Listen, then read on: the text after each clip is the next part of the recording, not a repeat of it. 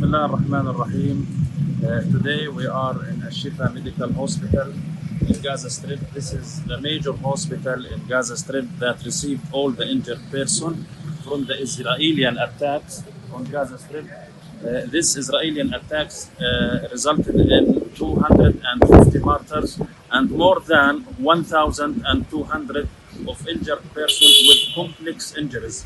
Alhamdulillah, today we received an ambulance from Bayt As-Salam organization in Pakistan.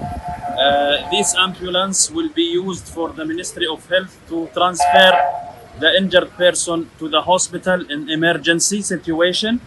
In behalf of all Palestinian people and the Ministry of Health and Salam Society, we would like to thank the Pakistani nation for this donation, and also we thank Bayt Salam Foundation for this generous support. Jazakumullahu khairan wa barakallahu fikum.